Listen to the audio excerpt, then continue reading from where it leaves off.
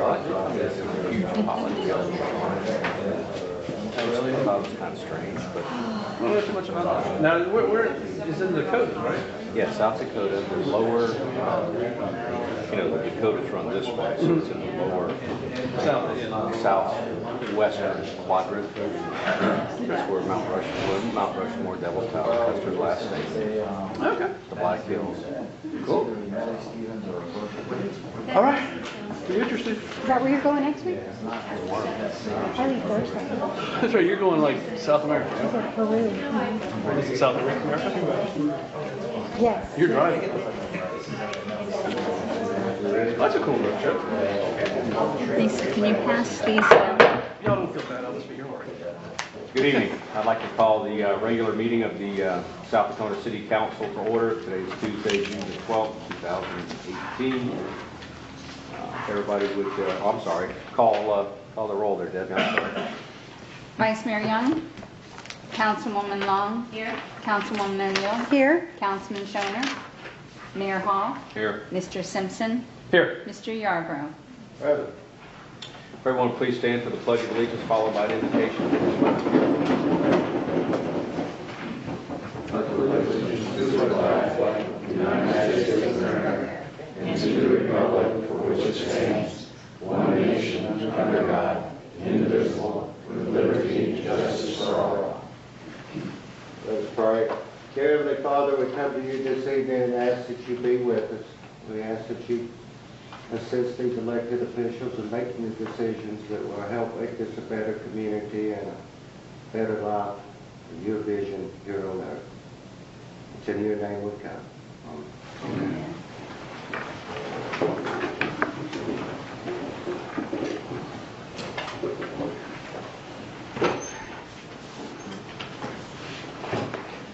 I need a motion for the approval of the minutes of April the 10th, 2018, please. Move to approve. Any discussion? All in favor? Aye. Motion carries. We're at the point in the agenda that we call citizens to be heard, which gives you the opportunity to comment on anything on the agenda, anything not on the agenda, anything in life you would like to chat about. We are here to listen and do so. Anyone in the audience like to speak? Seeing none, I'll ask. We have a special guest in the audience tonight. We have Representative Patrick Henry, who is here to give us a legislative report and update. But while he's making his way to the podium, I wanted to tell y'all that because of his efforts, the city of South Daytona in 2017 and 2018 has garnered $750,000 worth of funds for our city. We have $50,000 for Window Lane stormwater improvements. We have $500,000 for septic to sewer improvements, and we have $200,000 for Jones Street stormwater pond, all because of Mr. Henry's assistance and representation of us. So on behalf of the council and the city, I'd like to say thank you. Yes, thank you. You want to give me the Well, it wasn't done alone. I mean, you guys have great lobbyists. And I'm going to give you some behind the scenes, how this works behind the scenes. It's not just that we put in a request. The city has to be financially stable and run in such a way that those people in Tallahassee think that they're not sending their money to a city who's going to waste it. So you guys are to be applauded by the way you run your city and being that you're financially stable. I've had the opportunity to be a state representative now for one term, which is 2 years. And it has truly been a roller coaster and somewhat of an experience coming off a commission similar to this, where you only got 5, 6, or 7 people that you have to kind of appease, going to Tallahassee where you got 120 members, and to get anything done, you got to walk the halls a whole lot of nights to get things accomplished. We had some things in Tallahassee. We got some things in Tallahassee that we don't have to go back and readdress as soon as we get there. One is we left the schools in bad shape. One with funding, and two with how we funded the school safety. We got to do a better job in Tallahassee. We got to come up with a better plan on how we're gonna keep these schools safe across the state. If we can come up with plans to keep courthouses safe, the airport safe, I'm pretty sure we can keep a school safe. There's a plan somewhere. We're also gonna have to address this opioid crisis. It is huge. It's not just a Florida thing, it's a national thing. And if we don't address it, we're gonna see it run out of control. I think like on the same level as crack cocaine, if it's not worse, because the opioids is actually killing people. And what is Narcan? We're giving all the officers and the first responders Narcan. But this is a national epidemic right now. Another thing we're going to have to look at is, and we're trying in Volusia County. I had a bill for the homeless shelter, $1.7 million. It didn't make it in the initial budget, but we had that $500 million that was sitting there that we gave when Parkland happened. So all of us knew that we had money, but then Parkland happened 3 weeks before session was over. And so they took all any excess money and they came up with the Parkland bill. But we're going to refile it again. I wasn't expecting to get $1.7 million anyway for the homeless shelter. I would have took $500,000. It would have helped. And that would just help all the cities in the area alleviate some of this homeless problem situation we got. I see the same thing y'all see. When I ride down Ridgewood, I go up by ISB and down toward Mason, and every corner looks like we go, on all four corners, people there. But once we give them somewhere to go, I think that's going to end by law. We got to give them somewhere to go. Fine, we're going to give you somewhere to go. I'm not against the homeless, but if they're going to affect the quality of life of everybody, then we'll do what we're supposed to do as a community. Now we'll have some teeth in the law where we can help you get where you need to go. This is, and I know where this comes from. So I was one of the few legislators that got the Home Rule Award. And the Home Rule Award is given to legislators who stand up for home rule. And I stood up hard for home rule from the day I got there. Again, it came because I served on the city commission, and I understand that local government is where government really, where the rubber meets the road. But somehow in Tallahassee, they get there and they forget where they come from. They seem to think that we're going to preempt everything cities do. We know what's best. And when Washington try to tell Tallahassee what to do, we get mad. They're not going to tell us what to do. It's the same thing when we want to tell you guys what to do in every situation. And one of the big things that we got to get a grip on is just Airbnb. It's just like Uber and Lyft. It's not going to go away. So let's just find a way of regulating it where the cities can be happy, Airbnb can be happy, the state can be happy, and we get some income out of it. It's obvious that it's here to stay. But what they wanted to do this year and why it failed was take all power away from cities and say, and I was on that committee, the property rights committee, you own property, you do what you want to do with it. That's not the kind of society we live in. You own property, but if your property is located and not zoned for something, then we got to put stipulation and guidelines around it. And that bill is going to come, it came up 2 years I was there, and it's going to come up again next year. I think we're going to come up with a solution this time because Airbnb is growing. And if we let another session go by without putting some kind of guidelines in place, then I think things are going to really get out of control. Now, you did mention the appropriation. So, lo and behold, I get elected, first time going to Tallahassee as an elected official, and the process of appropriations changed after they've been doing it a certain way for, what, 40, 50, or whatever. So now every appropriation bill has to be filed as a standalone bill. And it has to go through committee, and you have to work that bill as you would any other bill. That's how appropriations is done now in Tallahassee. So imagine that. Every bill we file, it has to go through committee. You got to convince that committee to keep it moving, keep the bill moving forward. All before appropriations was not done that way. But now that we're doing appropriations this way, I see the benefits of it.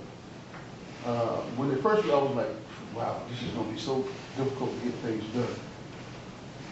But each appropriation has to stand on its own merit.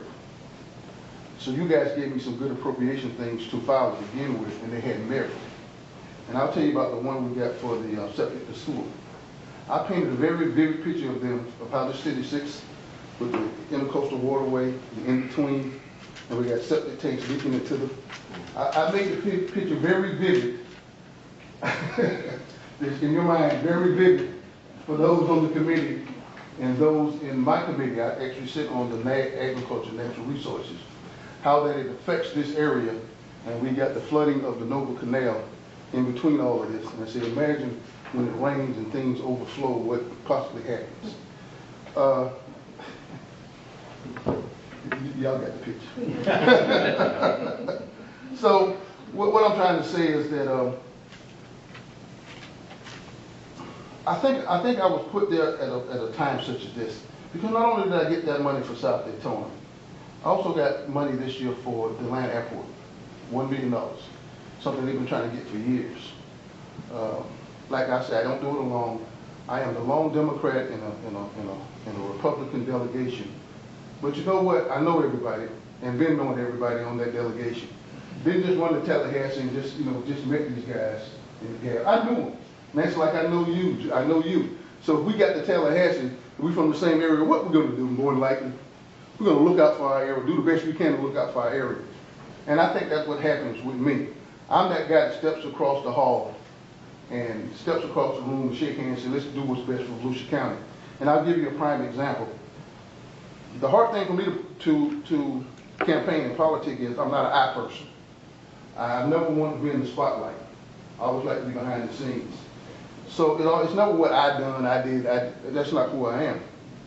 But I was able to pass 2 bills out of the Florida House. Only 195 bills got signed into law. I passed 2 bills out of the Florida House that the government actually signed into law. That's kind of unheard of from a Democratic state rep, somebody in the minority party. But I was able to accomplish that. As I said, it's not that I had good bills, but my delegation also worked strongly with me. One of the bills was a boating bill. On surface, it seems like a simple bill. It's a boating inspection bill. And what was happening is, if you owned the boat, you got it inspected, then there was never an end time. You never had to get it inspected again, and there was never a decal or anything on the boat to let the wildlife or whoever, Coast Guard, know that your boat been inspected. So, the bill does 2 things. One, it gives a timeline, 1 to 5 years, however long you want to get the inspection. And we're going to put a decal on it big enough where they can see it, that you've already been inspected, and they won't keep bothering you on the waterway. And then we know that your boat has been inspected within the last 5 years. And it's told me that this helps keep the waterway safe and keep the boating public safe. The other bill that I was able to pass into law was the bill for Mary McLeod Bethune to go into Statuary Hall as the representative for the state of Florida. And you got to keep in mind that this is a house that's made up of 79 Republicans and 41 Democrats. A very conservative house. But we were able to come together in a bipartisan effort to recognize that Mary McLeod Bethune deserved to be the first African American in the history of the country to represent the state. And we did that in a bipartisan manner. 111 to 1 was the vote. Again, it wasn't done I alone. It was a hard task, but we got it done. We had a third bill that we passed out of the House. It died over in the Senate, and this is going to be crazy. So I had a bill for Florida does not have it got a license plate for everything you can imagine. 100 and some license plates. But we're one of the few states that we do not have a license plate for childhood cancer. So I had a lady come to me, she said, my son's 11 years old, he has leukemia, and Florida does not have a childhood cancer plate. And I've already pre-sold 1,500. You got to pre-sale 1,000 in order to get the plate. So who's going to vote against that? I said, well, this is low-hanging fruit. Whether you're Democrat or Republican, you can't go against this one. So it went through all the committees, boom, just like that. Nobody voted against it. We get to the House floor, and then they put an amendment on it. They want to add that one of the and he was a committee chair. He went to Auburn University, so he wanted to add an Auburn University license plate to my childhood cancer license plate. Y'all see where this is going? So when we sent it over to the Senate said, y'all crazy? No, we're gonna have an Auburn universal license plate in Florida. So that bill died in between the House and the Senate. But I'm telling this story because I want you to understand before I take my seat that your rep, your local rep, was able to pass 3 bills through the Florida House. And I'm not a bragger. To me, that's quite an achievement. Right now, I am open for any questions you may have. I just want you to know that it's a pleasure to serve as your state representative. And when you represent people that you actually personally know, that makes your job even better. And you know you're working with people who actually appreciate what you're doing. And that's my report. Any questions? Any questions? Well, I want to say thank you because I know it was a big jump from city council to Tallahassee. But also just to keep your eyes on, there was a big report in the paper today and also the news that SkyPass, I guess they have cut the funding for, I guess it's for drug rehab in the prisons and Stuart Marchman, which is so important. So I guess if you would just keep your eye on that. When that first happened, Nancy, to answer your question, I got a lot of calls, and we got together and we wrote letters to Tallahassee to see if they would do a special session. This is going to affect us in a big way across the state, but they decided they don't want to address that right now, so we're going to have to just deal with it until next session. But I'm well aware of that. Thank you. Patrick, I want to thank you because, of course, we keep them informed. They have to approve the project. But I also know you have to sign off on them and you have to be up there carrying that paperwork. And having been involved for years and years with state legislature, it ain't easy. And there's a lot of budwonking that goes on. But I want you to do me a favor when you leave tonight, right here at Jones Street, at Farnham in Jones, you'll see a pond. Mm-hmm. That pond drains all that flood water off of Warner Christian. It drains all that flood water now off of Jones. We can get our emergency vehicles out after a 2-inch rain. And that's a sight better than we were before you carried that piece of paper for us and brought us the appropriation. So there's just some physical evidence of what a freshman representative can do. Thank you. And I'll give you the connection with Joe. Y'all know my brother's the mayor of Daytona. And guess who his primary secretary is? Joe's wife. And she keeps him straight. Well, I seen Jim, and y'all, I want to say this publicly. Before I ever ran for the House seat, we talked about this 2 years out when Dwayne Taylor was terming out. And Jim said, well, I know everybody in Tallahassee. Why don't we just start going to Tallahassee now? And you get to learn the process and get to know the people. First person to take me to Tallahassee and continue to take me to Tallahassee and take me around is none other than my friend right here. You know, I just have to tell it the way it is. And I think that's when I got there, I kind of knew the process, and he had already introduced me to all the key players. And that made my job, Nancy, you know, she's coming from the city commission. It wasn't easy, but it made it easier because at least I could get my foot in the door without people saying, well, he just, you know. So I just want to say thank you. By all means. Yes. Thank you so much for your hard work and efforts. You're welcome. Thank you. Well, thank you for taking the time to attend. Thanks for coming up here. You're welcome. I'm sure I'll be hearing from you. You will. Thank you.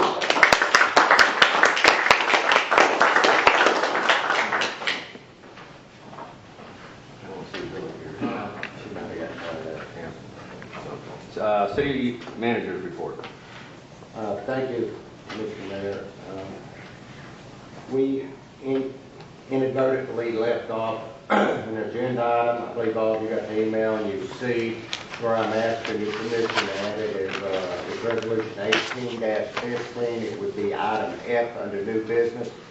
The resolution simply affords me the opportunity to represent the city in a grant application to the Racing and Rec Board for scoreboards and improvements at the park. But I need to have it on the record. So if there's no objections, Mr. Mayor, I would ask for your consideration as item F. Last time when we were doing it. I'm good with it. I'm fine with it. Looks like it's tagged on. I will be out of town next week, starting June the 19th through the 27th to 28th. I believe it's 28th. Mr. Gillis will be in town, and hopefully we won't get a bundle of rain.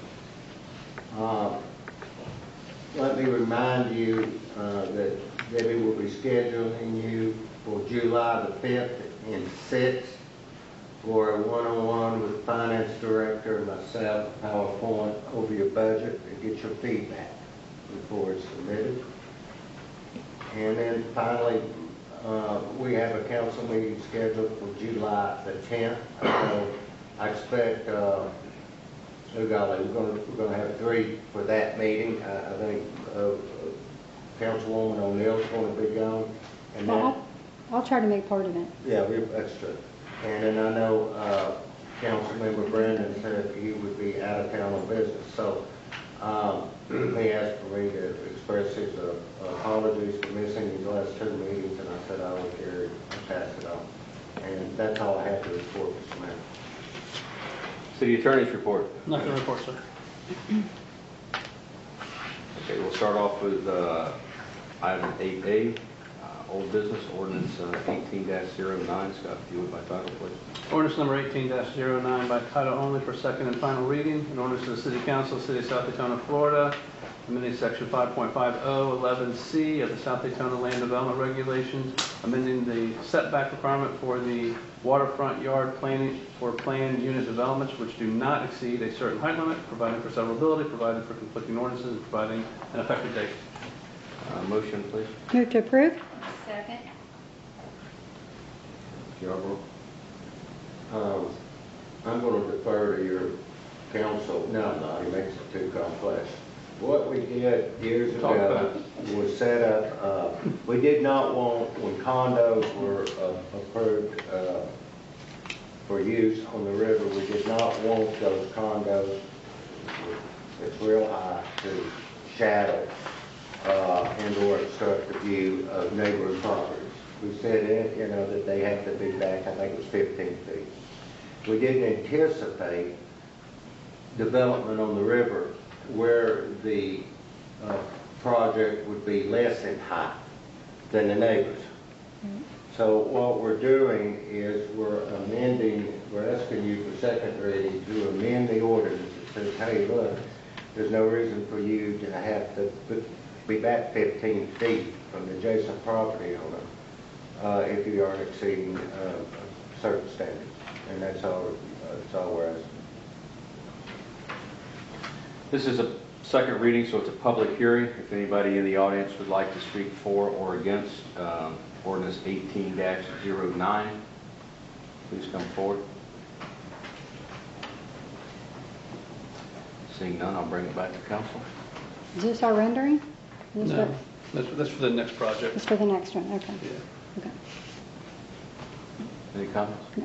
All in favor? Aye. Aye. Motion carries. Scott, if you would, please, 18-07.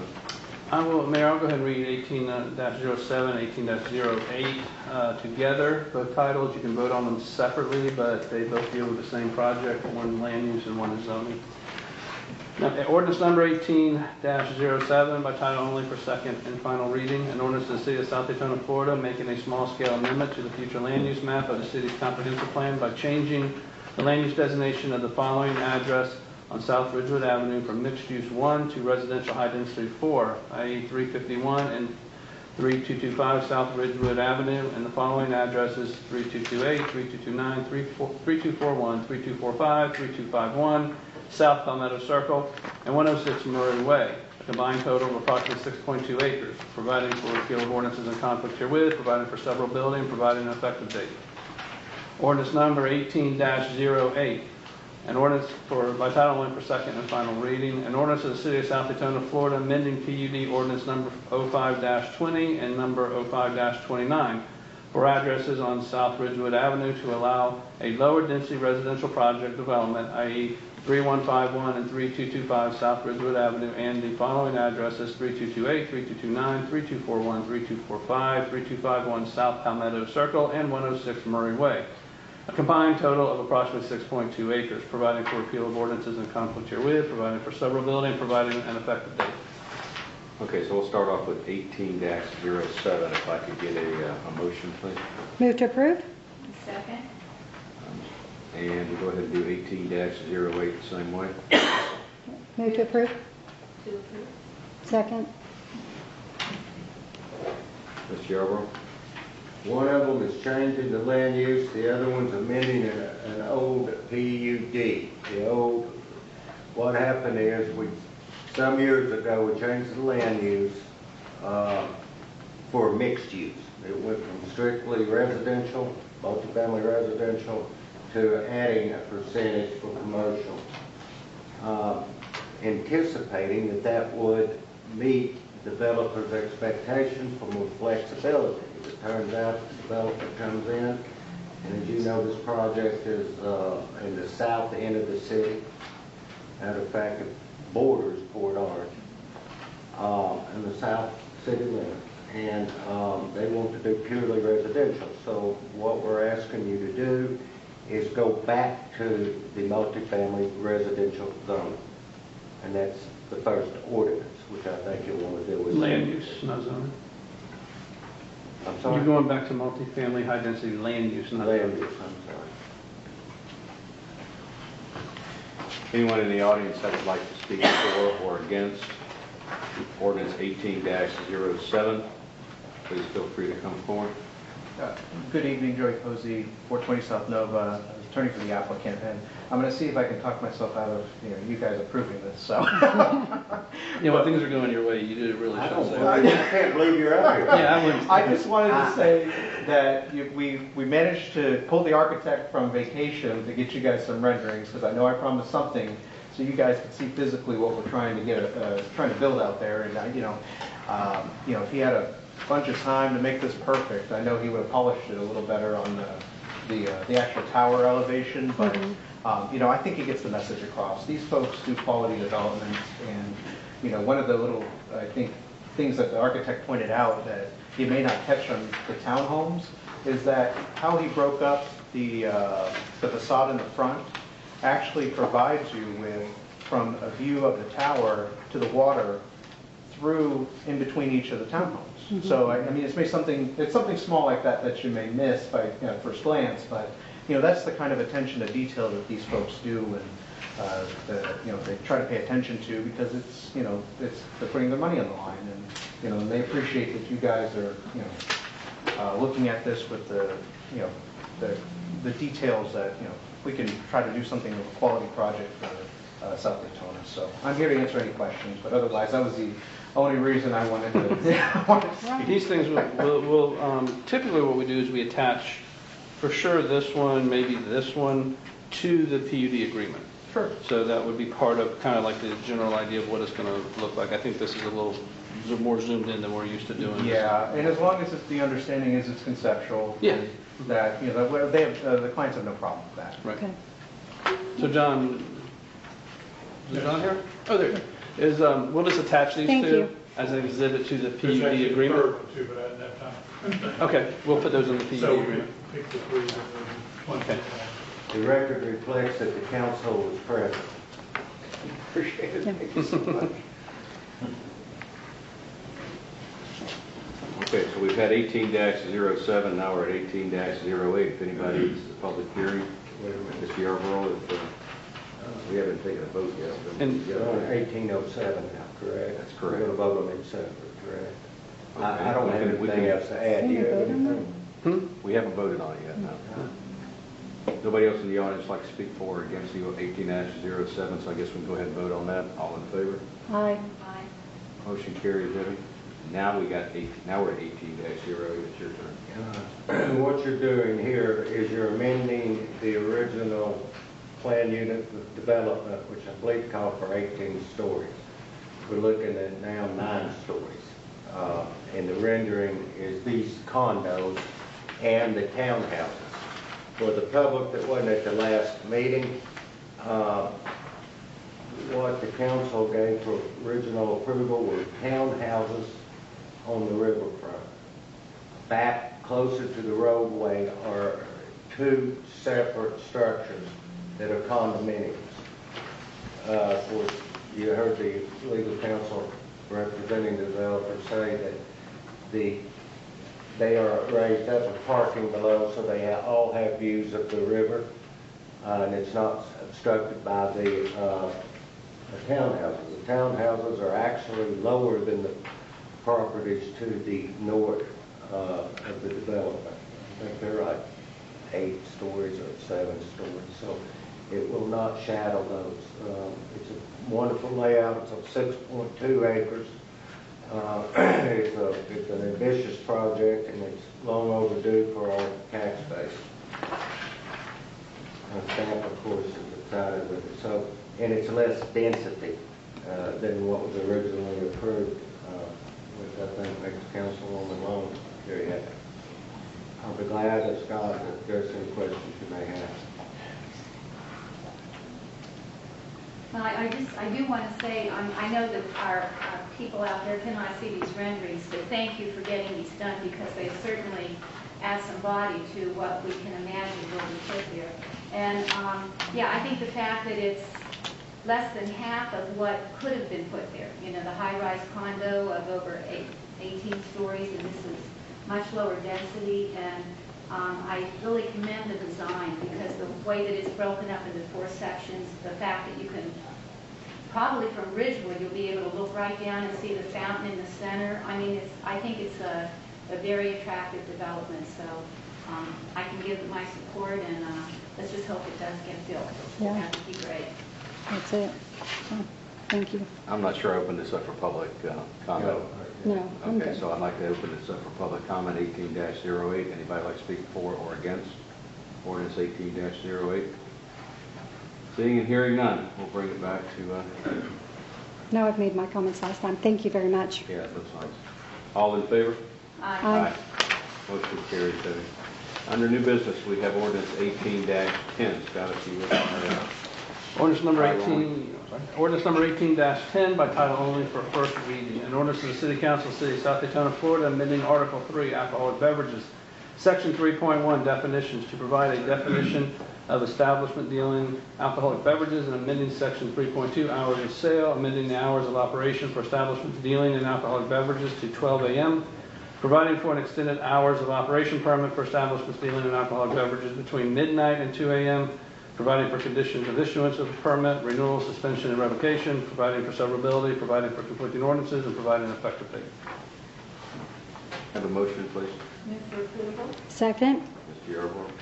Yes, I owe this idea to Chief Monahan, who helped develop it when he was serving as chief of Fort Orange. And what it in essence is doing is giving this city a little bit more control over bars that are open after midnight. Under Florida statute, you should be open till midnight. Anything else is an extension given by the city.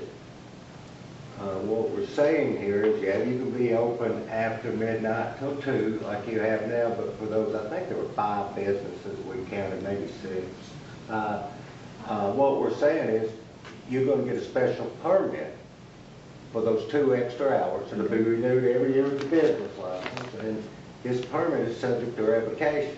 Or you can go, go to special magistrate, and it can be,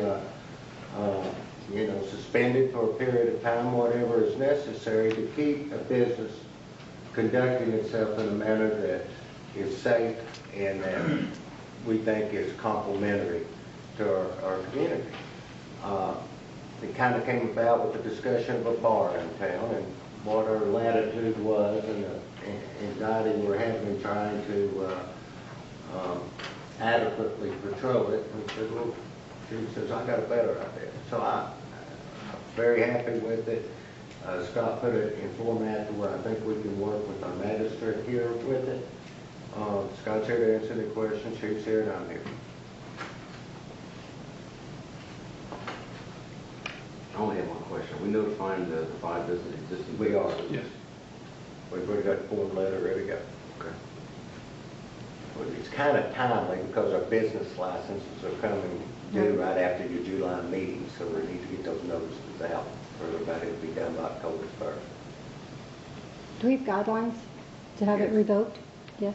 I'm sorry? To It's gonna- revoke? The revocation is going to be part of the, revocation and suspension will be part of a additional penalty that the special magistrate can levy as part of going through the special magistrate process. And, in addition to levying fines and things like that, they can also revoke or suspend this permit. Okay.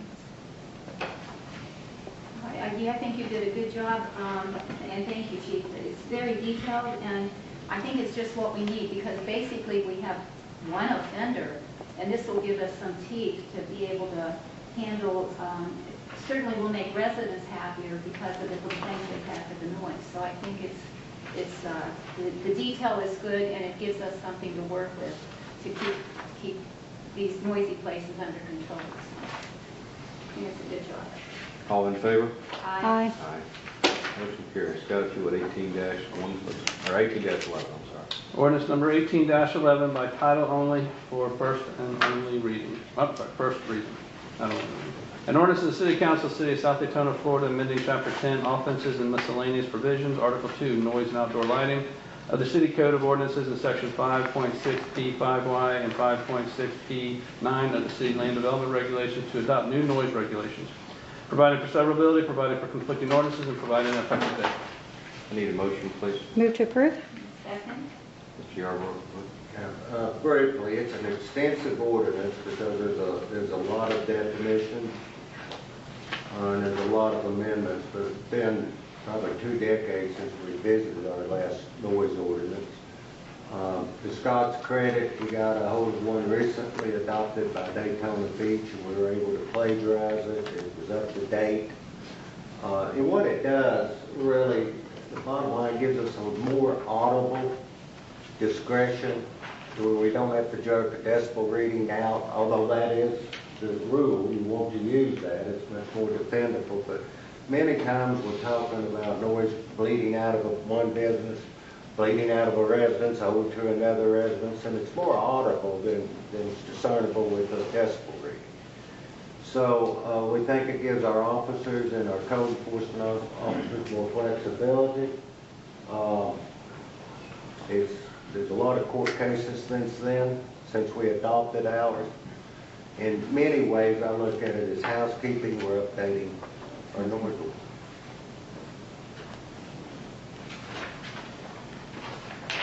Any comments? No. This is our first reading on this. All in favor? Aye. Motion carries. You may read C or you want to read C? Okay. Consideration of approving a legal services agreement for the law office of Scott E. Simpson, DA.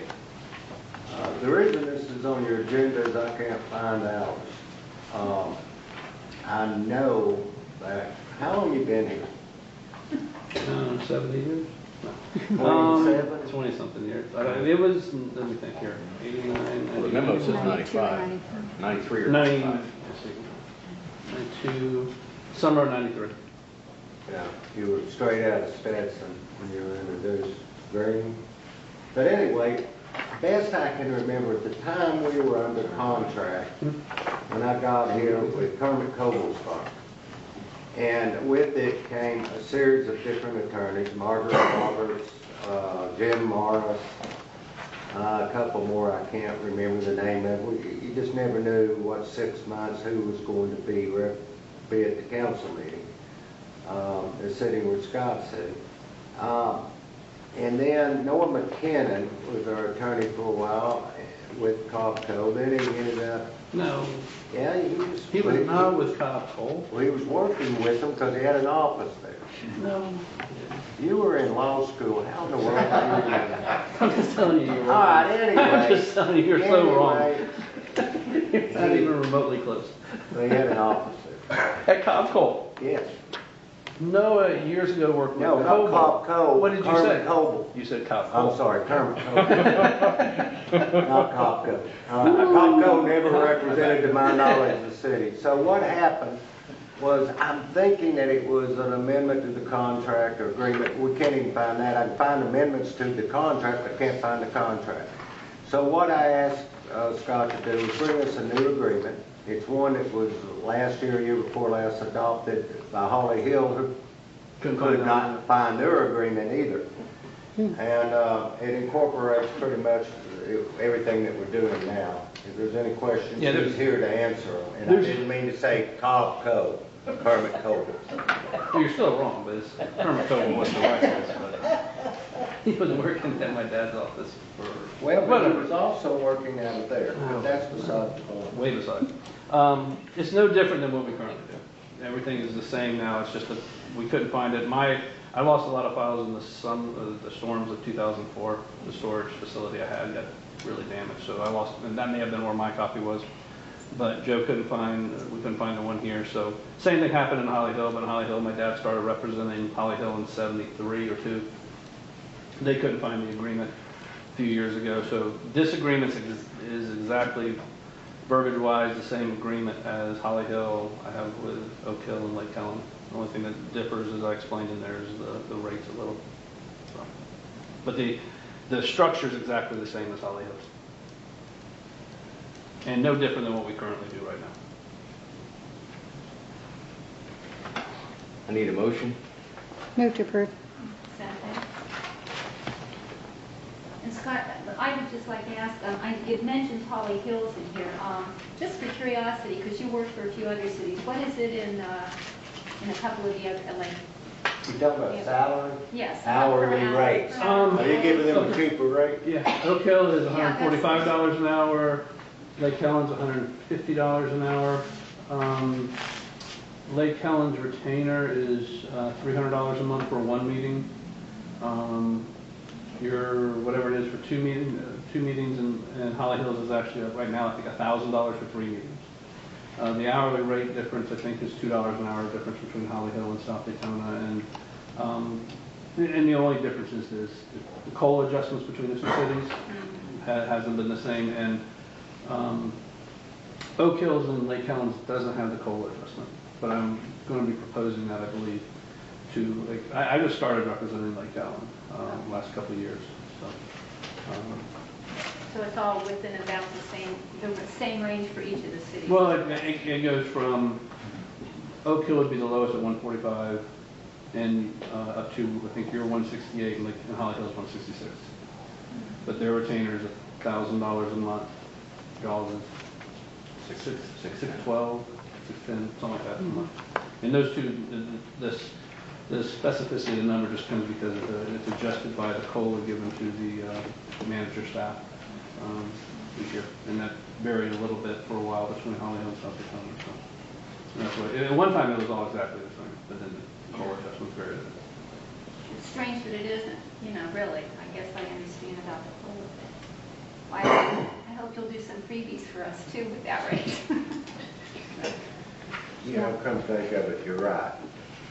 The council let Margaret Roberts go and Kermit Coble's firm go and hired Noah McKinnon. That's what happened. But Noah McKinnon was Kermit Coble's attorney. Later. At one point in time, Kermit did, but actually, you hired Noah McKinnon to All help with in the favor? Daytona litigation. Aye. Aye. 18-13, if you would, Scott, resolution. Resolution number 18-13 by title only for first and only reading. A resolution of the City of South Daytona, Florida, approving a contract extension with CPH Engineers, Gabby and Associates, Laster Transportation Group, Parker Minchenberg and Associates, Mead and Hunt, Traffic Engineering, Data Solutions, Sliger and Associates, and Universal Engineering Sciences for engineering services, and Giles Electric and electrical services, and Tetra Tech for debris management services, and authorizing the city manager or his designee to execute said contract extension, providing for repeal of resolutions in conflict herewith, providing for severability, and providing an effective date. I need a motion, please. Move for approval? Second. Mr. Yarborough. What you have is an excellent example of housekeeping. when you entered, and these contractors and service providers were awarded contracts, they all had an option for it to be extended. We can't find any reason in not extending these, and no reason to go out to bid at this time.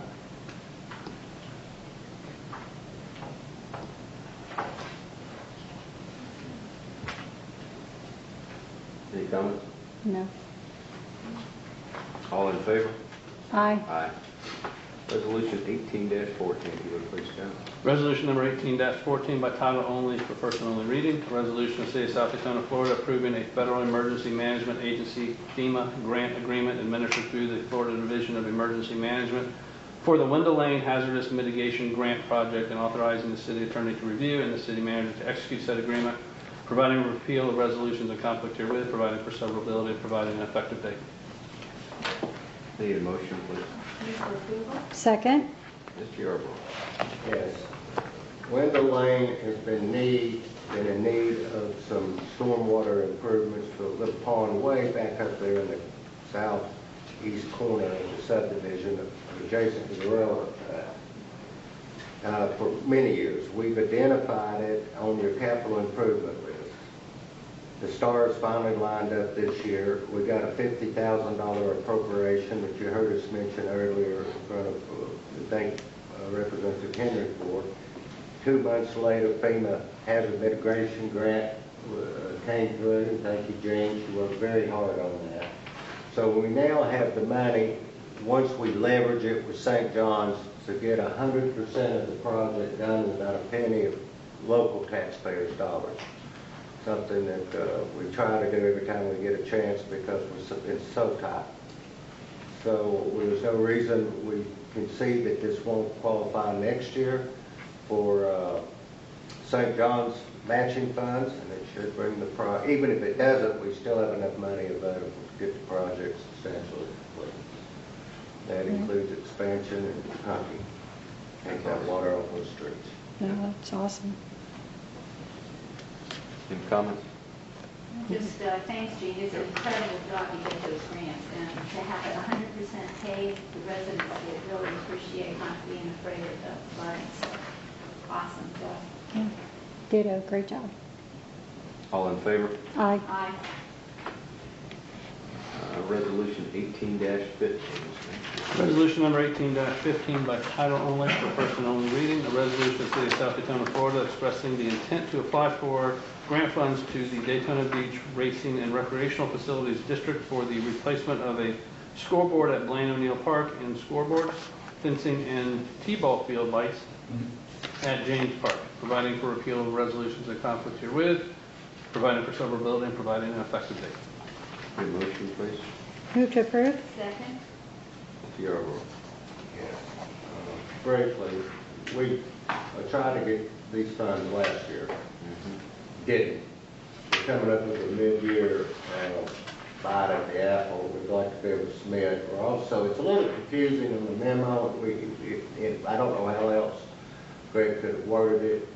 If we get the funds from Racing and Rec at $50,000, we'd like to have the opportunity to leverage those funds, similar to what we did with the state FEMA money for St. John, to the state. They have their FERDAP programs back up and running, and it's been suspended for years, whereby we could take that money, leverage it with ECHO money, and get a sizable Florida redevelopment, Florida recreation development grant. And we'll have the latitude of time, or the opportunity of time to try to put more grants together and do more at the park that needs to be done. But if you've been out there, you know the scoreboards, you have to guess at what inning sometimes. You have to guess at what the score is, because the lights can't be replaced. We've got some need, and that's what. At the very worst, if we get the funds, we know we'll get the scoreboard.